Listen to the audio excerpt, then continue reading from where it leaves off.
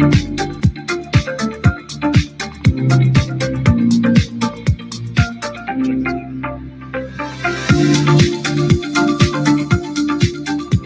right, everyone, we're going to get started in about 60 seconds. Please find your seats. Please find your seats. All right. Now for the raffle drawing to determine the winner of the Amazon Fire 7 edition tablet.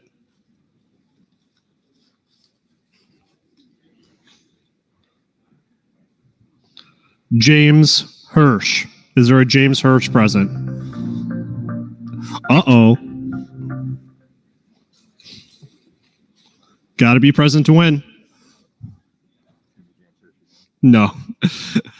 All right, ticket number 943867 has won the Amazon Fire 7. Thank you, guys. All right, next up, you're all set, Sean. You can, go ahead and take that. All right, big round of applause for Sean. Thank you, guys. Thank you. All right, next, we're going to talk about REITs. A critical resource for building the cannabis industry. For this panel, this man needs no introduction. Javier Hasse will be moderating. Javier, come on out. Guys, give it up for Javier. What's up? What's up? Well, hello, everyone. Thank you for sticking with us. This will be a very interesting panel on cannabis REITs. We have three wonderful panelists that can come on stage anytime they want. We have Rob Sechrist. He's the president of Pelorus Equity Group. Robert Holmes, CEO of Viridescent Realty Trust. And Anthony Coniglio, CEO of NewLake REITs.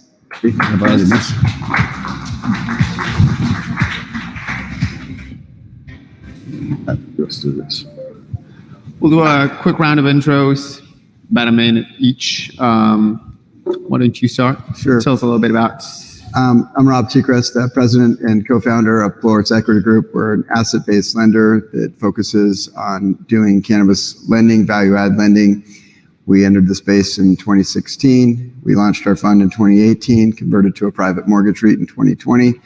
And we're just trying to help build out the facilities across the nation as our primary focus. And we just recently rolled out a fully stabilized, lower cost product as well. Thank you. Robert? My name is Rob Holmes. I am the CEO of Viridescent Capital REIT, and we have about 140 million in capital. We are asset-backed lenders to the cannabis industry. And we are in the process of trying to bring some more money in so that we can make some more loans. Thank you. Anthony? Yes. Thanks, everybody, for having me today. Anthony Coniglio with NewLake Capital Partners. I'm president and CIO. NewLake Capital Partners is an equity REIT that was founded back in 2019. Today, we own 27 properties across 10 states with 8 tenants. We have some of the leading companies in the industry as tenants, Curaleaf, Cresco, TrueLeaf, just to name a few.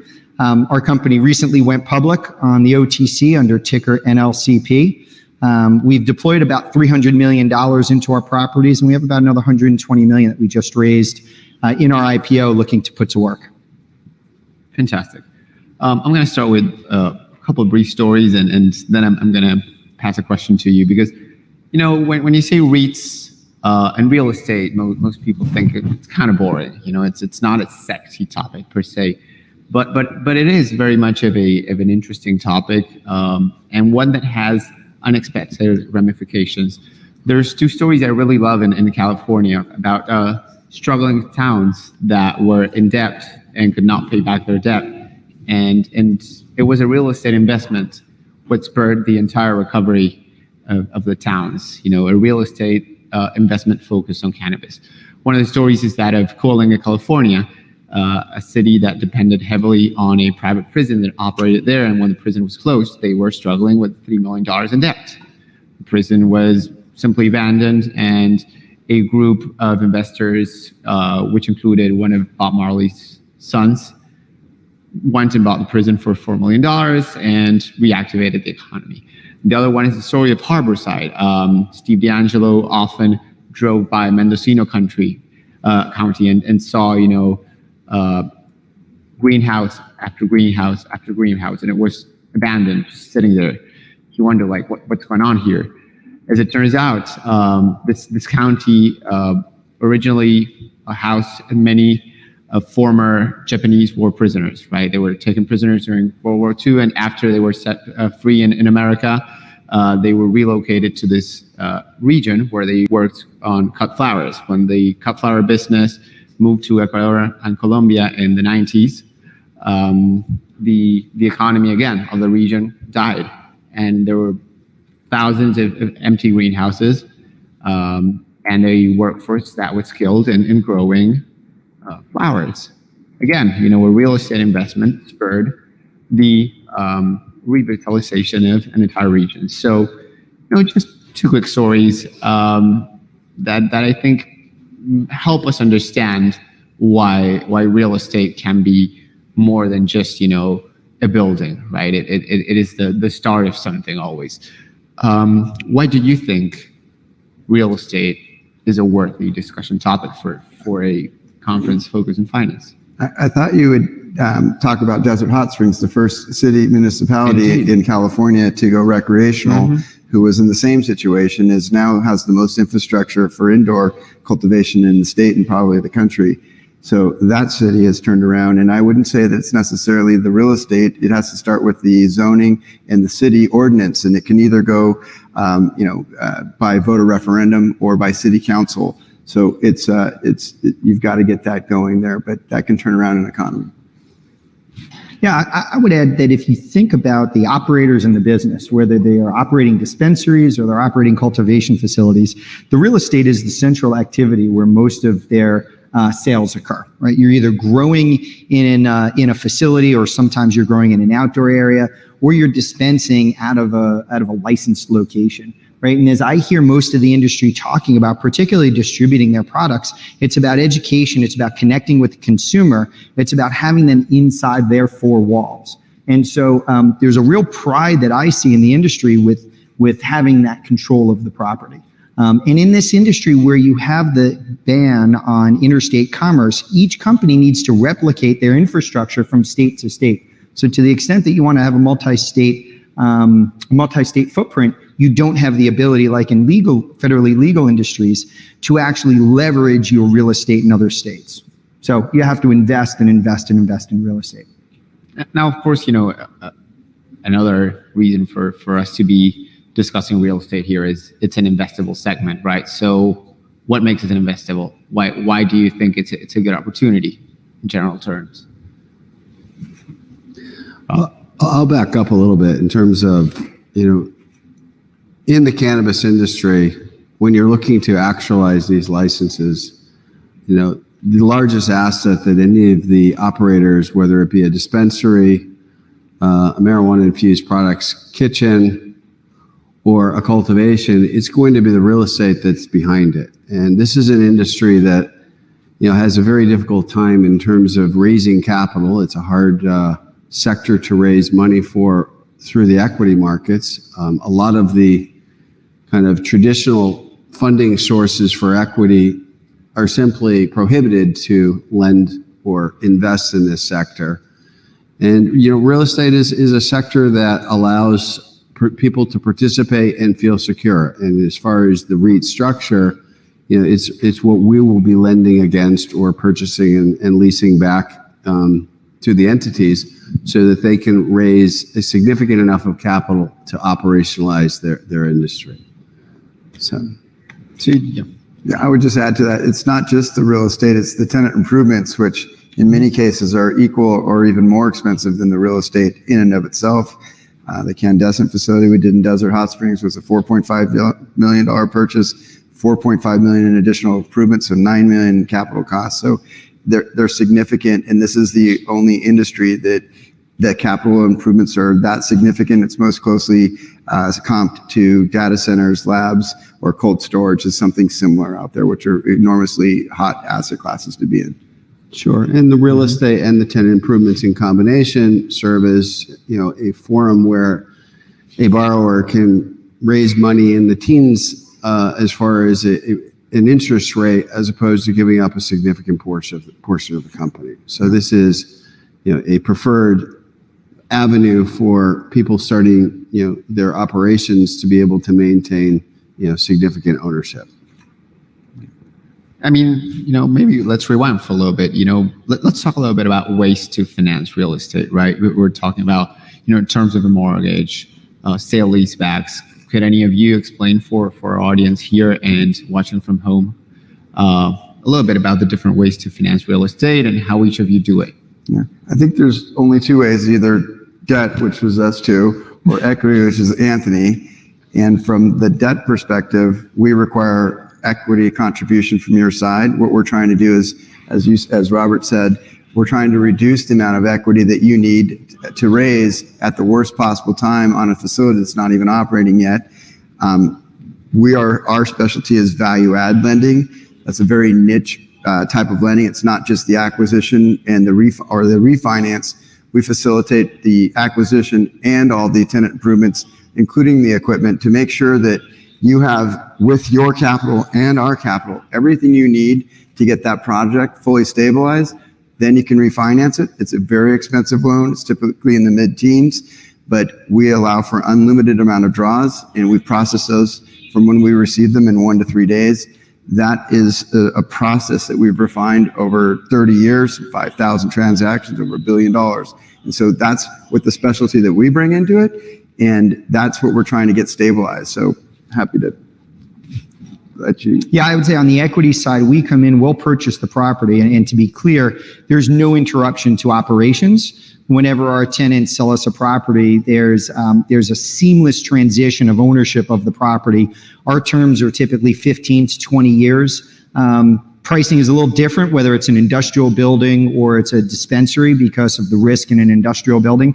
As Rob was talking earlier, many times these industrial buildings, similar to lab space and data centers, are improved over and above what an alternative use will be. So many times we're into these buildings in a basis that could be 2, 3, 4 times what an alternative use would be. And so we'll sign our tenants up for a long-term lease that is anywhere from, terms in this environment are probably 10.5 to 12.5, depending on who the operator is. Yeah.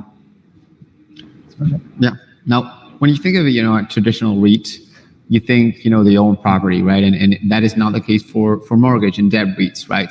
So I would like to open the discussion a little bit. What are the benefits of owning or not owning the real estate, right? And what are the advantages and disadvantages of each one of these two types of REITs? Anthony is so good at saying why sales leaseback is a benefit. I'm happy to let him lead because he's got a gift at it. I'm with him. I boil it down to really 3 factors that I think are considerations when people decide to sell leaseback versus to mortgage. I don't think there's a right or wrong. I think it depends on your situation. It depends on, number 1, one's risk tolerance. Number 2, your ability or desire to focus on refinance. And then number 3, now you distracted me, Rob, and I lost my thought on number 3. So I'll start in on number 1. So on number 1, from a cost perspective, you could be looking at refinancing in 2 to 3 years on short-term debt, and it generates a level of risk to your business. And some people are very comfortable putting debt on a balance sheet and taking that refinance risk 2 to 3 years from now, right? Are you comfortable that there will be a refinance market for you? Are you comfortable that rates will come down? Because everybody we talk to believes rates will come down. I don't know in an inflationary environment if rates are going up or coming down. I don't know if your business will develop enough to really find some incremental savings or meaningful savings in order to go through the refinancing. Number 2, from a focus perspective, is raising capital in this industry is very, very difficult and extremely time consuming. Mm-hmm. And so does one want to take time away from running their business to go out and raise capital and refinance the debt 2, 3, 4 years from now? And then number 3 is efficiency. It's really about capital efficiency.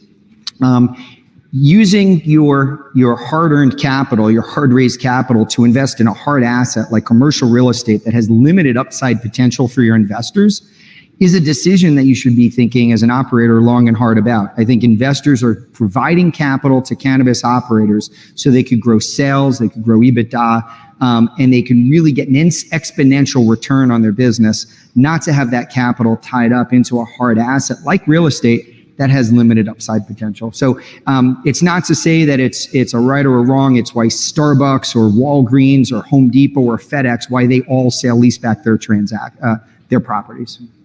Mm-hmm.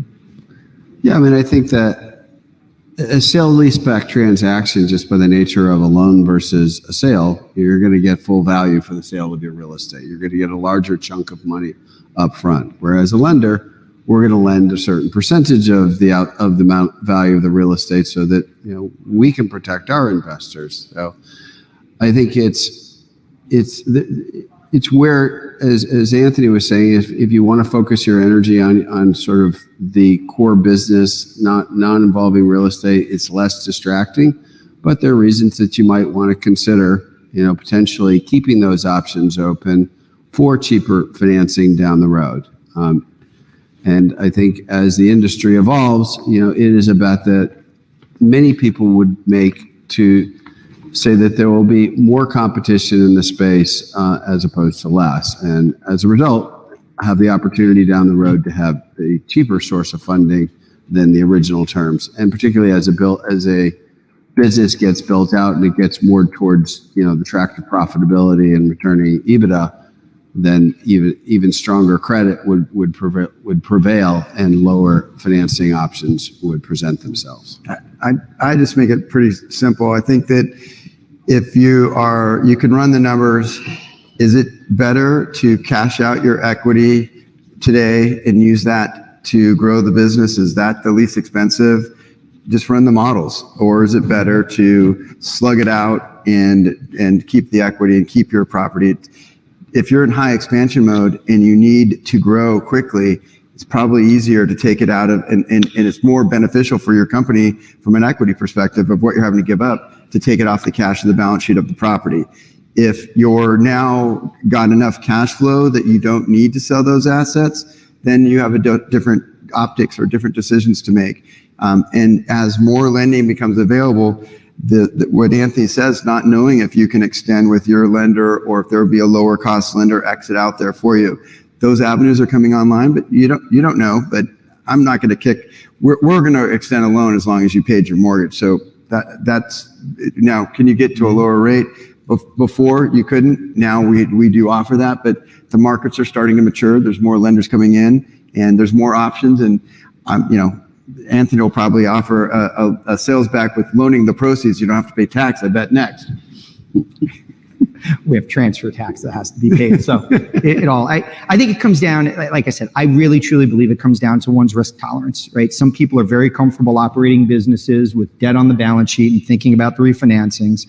Other people are not. But the point you made, Rob, I think is very poignant about options. So if we were to look at the large MSOs, and we have some large MSOs in our portfolio, we also have some small single state operators in our portfolio, but the large MSOs were doing a lot of sale leasebacks. They raised a lot of capital earlier this year and they're generating some free cash flow, some of them at this point, and they've stopped doing sale leasebacks.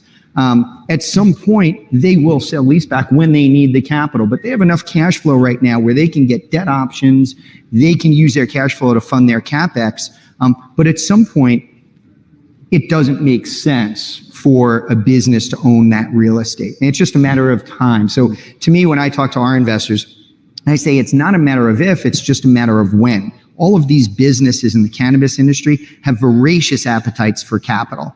And capital is hard to come by and can be expensive when you have to offer warrants to debt investors. I'm not saying these gentlemen ask for warrants. In fact, they don't. And I think that's attractive. Sometimes when you say it that way, that if or it's a matter of when, I never thought of it that way because I'm not an operator, but I think that's a good point. If I could move this most expensive asset I have off my balance sheet, if I don't have to have that, I'd never thought about it that way. See, I told you he's good. Actually, close to a pretty, stay a pretty, a debt financing in pretty favorable terms, right? Like the rates are pretty low, under 5%, 4.7%. In the non-cannabis market, fully stabilized stuff, LIBOR plus 1 to 300, depending on what type of asset and where it is. But cannabis has lending as well at LIBOR plus 250 to 400. So the misnomer that there's no institutional lenders, state banks and credit unions, I I think Robert's out of Colorado, probably the most robust state with the most direct lenders out there that are bank type loan pricing. But they're not going to do they're going to do the urban transactions of a dispensary. They're not going to do a cultivation that's in a suburban environment, and you've got the challenges of the bank. Try underwriting with a bank a property that hasn't been built and cash flowing yet. Good luck. They don't want to do construction lending. Yeah, that did even more of that. They don't want to lend above above a couple $1 million per entity. So, the types of solutions that we're all providing to this industry really is not going to happen through kind of small state chartered banks. And the larger banks aren't in this space right now. Why aren't big funds and banks and institutions not in the space right now? One large bank is in it. They're putting loans out through a couple of subsidiaries, and they're publicly traded. There's a couple of publicly traded banks. But I think that they're not. I think Rob, you're right. When you say large, people think Bank of America, JP Morgan. These are small regional. 60 billion to our bank, $60 billion assets under management. Western Alliance is their subsidiaries are putting out capital. Right. Each of those are, I don't know how many tens of billions or hundreds of billions. So they are out there to go to those. And I say if you're looking for that source, go to FinCEN and look for the depositor banks out there and try to see which banks are lending. It's a very small universe, and they don't even tell you that they lend there. And I don't even know how you find out, to be honest. But you're not going to get a large scale loan. No. Getting a little bit technical, how do each of you, or what do you look at when you're underwriting?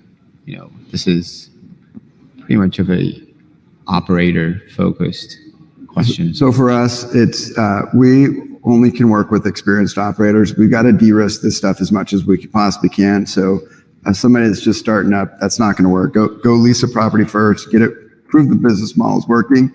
The next is we have to have a sponsor that can support that transaction from net worth and cash flow on their own, or a group of sponsors.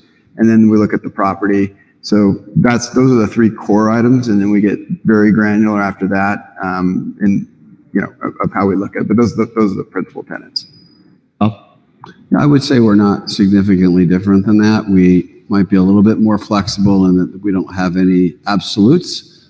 We do look at the whole package, collateral probably being the largest. The second largest is going to be the experience of the team. And, we have onboard expertise that's able to, drill down and figure out whether or not the, proposed borrower actually has the ability to achieve with the pro formas that they're looking at.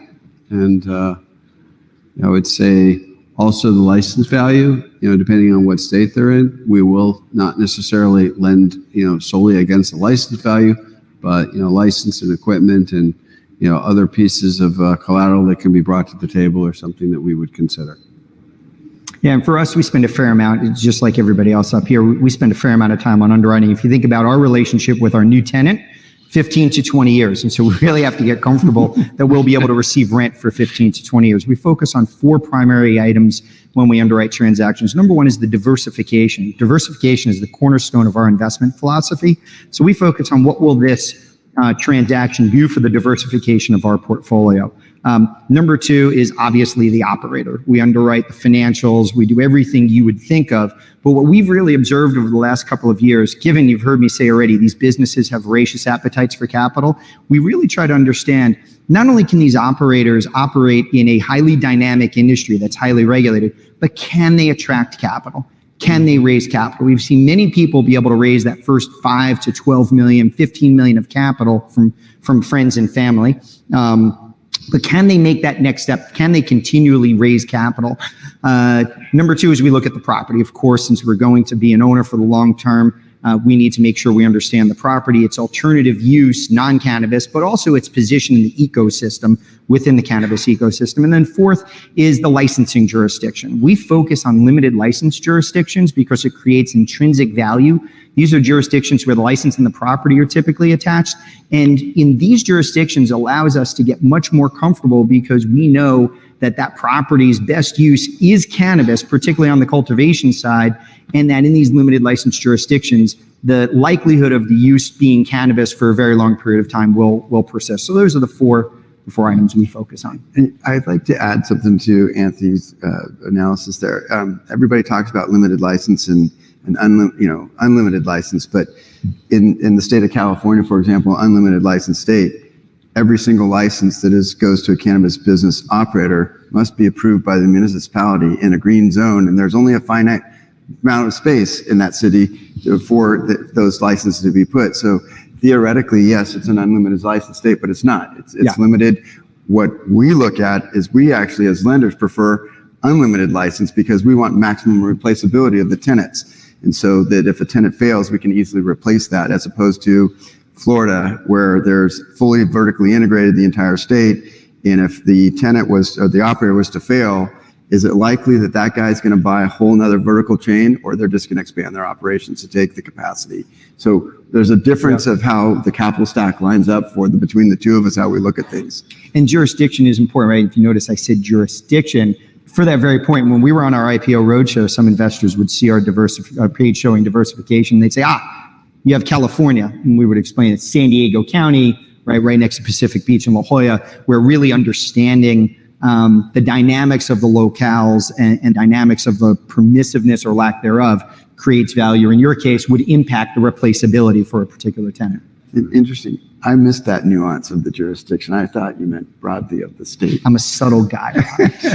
And I'll take it just a little bit more granular, in terms of jurisdiction. I mean, it's also, can you get to the license? Will the jurisdiction allow for the transfer of a license? Because some jurisdictions actually within their own legislation won't allow for the transfer of a license for a period of time. So that's something we as, either acquirers or lenders need to understand, will we have the ability to gain access to those licenses in, God forbid, the case of default. Yeah. And I would agree with, what Rob says is like, Colorado is kind of where I learned the cannabis industry first and foremost. And everybody looks at Colorado and says, Colorado is an unlimited license state. And yes, it is at the state level, but at the municipal level, like California, it is far from, an unlimited license. There are many municipalities that have not yet opened. There are some municipalities that have 1 or 2 licenses, and that's all that they're going to issue forever. So, you really have to understand the underlying demographic of where you're lending to. It's not a one size fits all, kind of chart that you can tick off. Does this work or not? You have to really, get granular in this. Indeed. I wanted to say a little bit more on the finance topic, but since we're going down this rabbit hole of policy and regulation, let's talk federal policy. How would a change in public policy on the federal level impact or change the lending landscape in cannabis?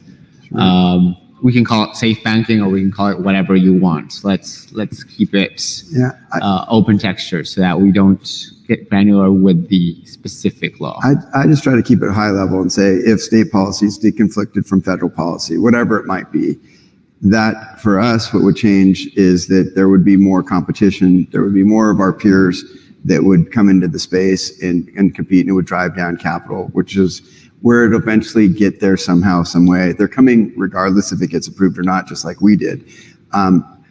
I had a peer this morning that I was speaking with of a publicly traded company. He had a different view than me, but I don't see it ever getting federally approved for legalization. I see federal approval being for decriminalization, but legalization, I don't see the Democrat states that were early adopters in high CapEx, OpEx states with high tax bases and high cannabis taxes giving a benefit to the last guys to the party that are probably Republican states that have lower CapEx, OpEx, and lower taxes and lower cannabis, and they are going to be able to import with the interstate commerce clause across state lines and blow up their exclusive market.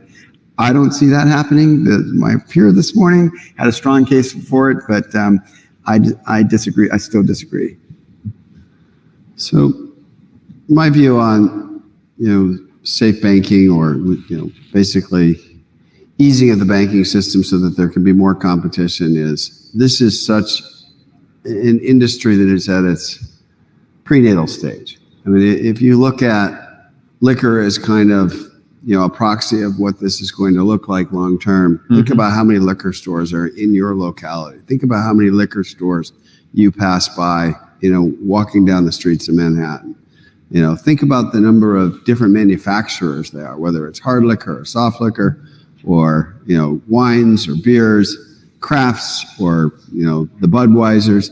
The same is going to be true in the cannabis industry. You're going to have all different, varieties of product and mechanisms for distribution. And, the more in vogue cannabis gets, the more this industry will have needs for capital to be able to build out, these facilities, as well as, there will be demand for the capital, and there will be capital providers. Now, that all being said, this is not an easy business to lend to. So, you will need core competence. And the core competency in this business right now isn't all that deep. So if you're trying to build a lending structure where you believe like you're being a good shepherd of, your own capital and your investors' capital, it's not as easy as just, open up the spigot, start pumping out term sheets and expecting that you're going to get paid back. My guess is there's only a certain amount of capacity on the expertise side of the equation. So that will be one of the kind of the barriers to entry that will probably slow some of the larger institutions from entering into the space as quickly as we might think. So, and then the last component I would say is if there is cheaper funding coming around, it doesn't make it not necessarily a good space to invest in. There'll be other abilities for us to, perhaps put prudent leverage on the funds and enhance returns in other ways as liquidity, vehicles become improved. There's securitizations. There's all kinds of different ways that, as it becomes more in vogue, that you'll be able to use your traditional kind of mechanisms for de-risking portfolios and applying it to this industry. So Javier, at the risk of belaboring this question, I'm just going to share some thoughts. Safe banking.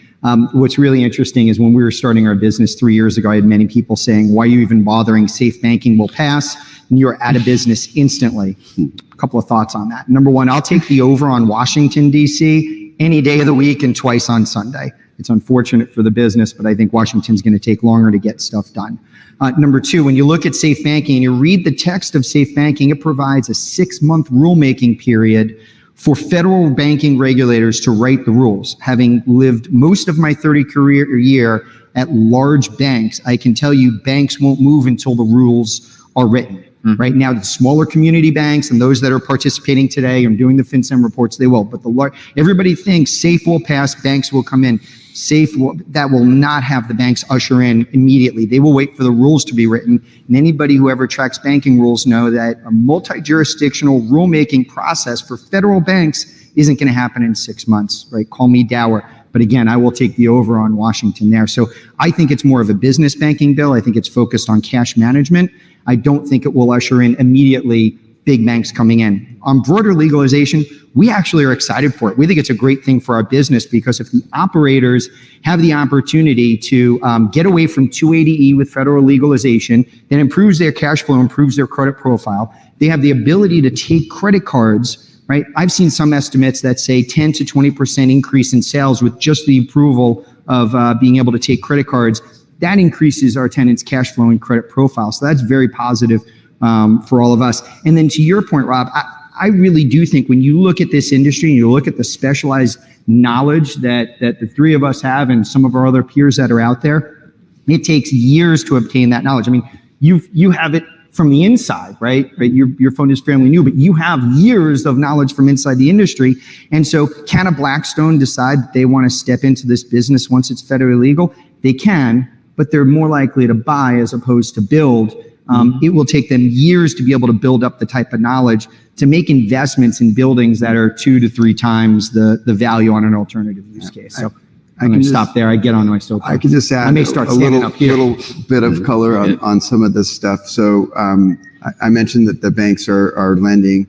Our bank issued a specialty line of credit. We announced that this morning for $20 million at 4.75%. So we are able to start lowering the cost of capital.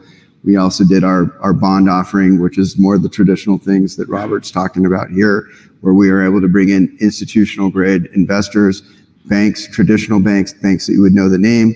And one of the parties that you mentioned previously in the last couple of minutes here did come to us and is able to be in the space domestically, and that was several years ago. So these players are looking to be here. Right. We decided to hold on to our company and plow it on our own, but to your point, I interrupted. To your point, they will come to a diversified portfolio with professional management that knows what they're doing and has the hard assets behind it. Yeah. They'll lend you 4 3/4 before they'll go lend an operator 4 3/4. Something like that, but but you're right. The specialty is what they're looking for, and you're not going to be able to develop that. And even if you have the money, you have to have the expertise of having enough data to make these decisions of a newly created market. Taking a little bit on what Anthony was just saying a couple minutes ago, you said, maybe when the regulations come out, big banks would move, and not before that. Do you see them even moving after that? Like, is it justified for the bigger banks to maybe piss off some of their bigger institutional clients, whatever, teachers unions investing in them? I don't think so. I mean, a lot of them have mandates, same as hedge funds, right? I don't think so, because it's a national bank doesn't want to have compliance in 50 states, or depending on how it goes. But I think it'll be more of the states' rights type solution. Exactly. And so then you're down to state banks and credit unions, and they're already in it if they want to be. It's the reputational risk. So a lot of times we have competitors that are trying to do transactions, and they allocate the money, but we check and say, but have you verified with your investors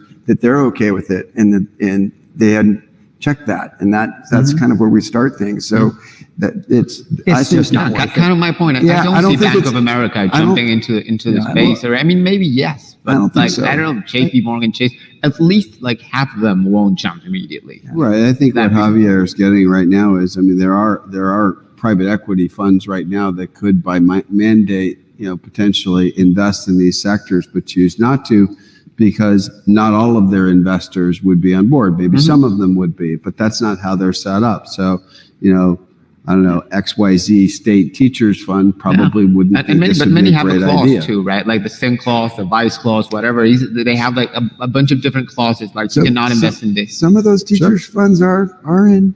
I can tell you. There are some that it's legal in their state, and they're in. Yeah. And the industry has to expect that once it's legal, it's now a sin stock. Yeah.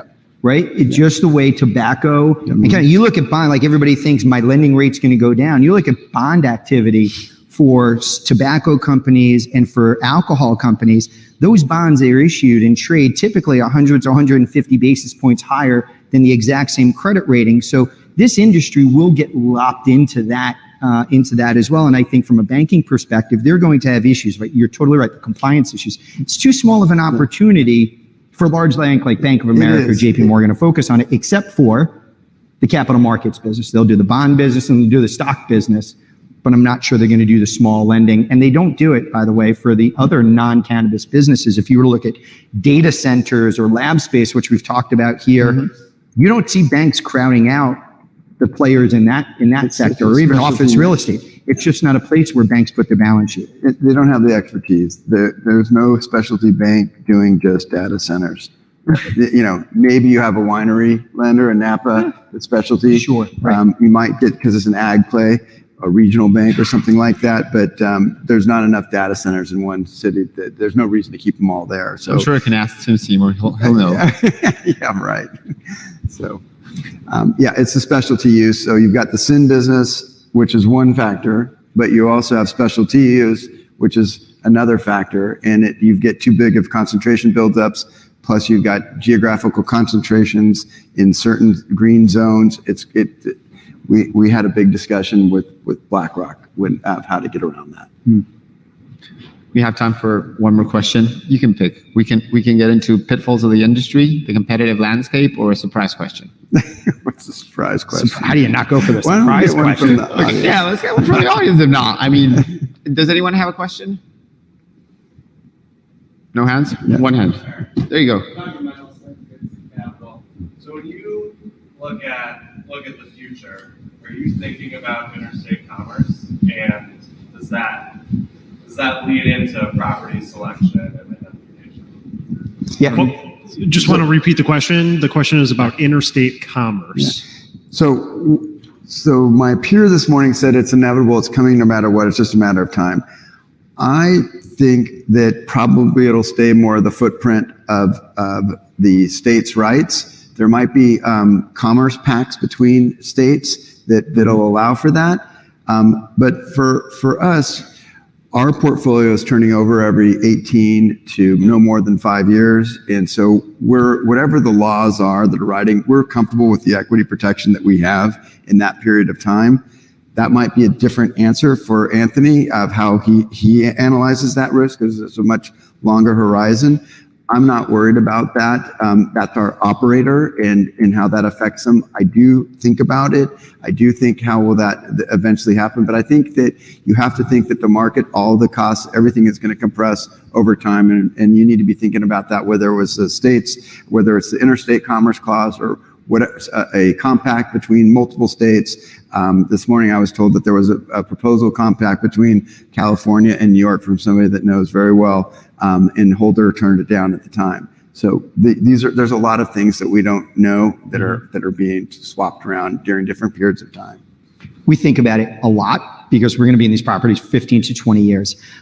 So it's a significant part of the analysis. I think it's inevitable. I think that there's enough case law out there that the Commerce Clause can be leaned on, but I think the states will fight tooth and nail for the jobs and the tax revenue, and they'll delay it as long as they possibly can.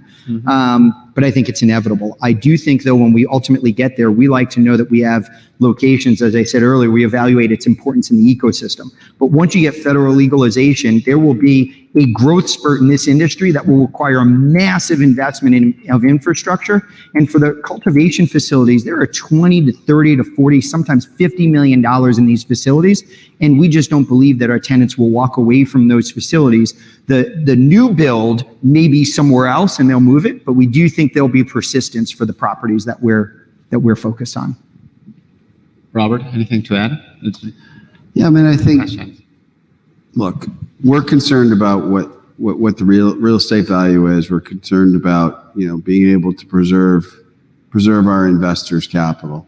And when it comes to, will there be interstate commerce and will that affect the underlying value of the real estate? I think that there's a long time between now and then.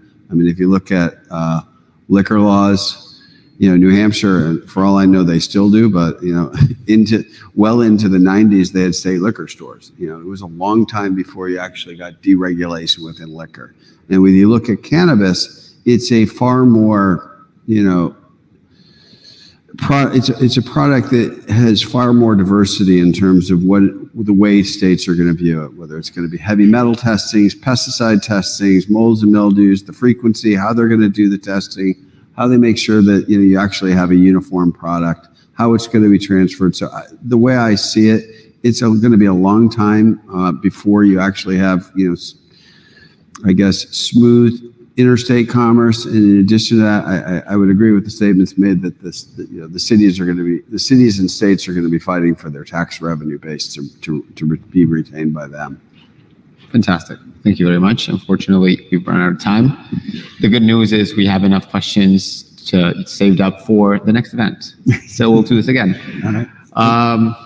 Rob Sechrist, Rob Holmes, and Anthony Coniglio. If you want to reach any of them, you can reach out to Benzinga, events@benzinga.com. We'll make sure to get you in touch.